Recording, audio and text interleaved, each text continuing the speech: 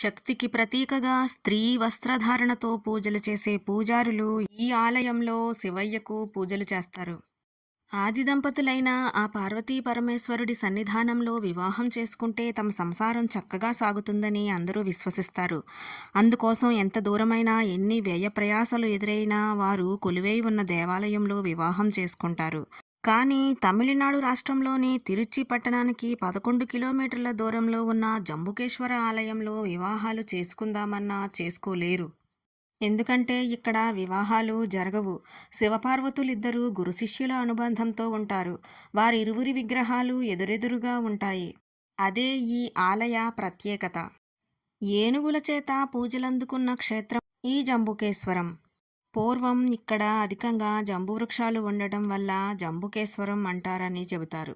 జంబుకేశ్వర క్షేత్రం జలలింగ క్షేత్రం.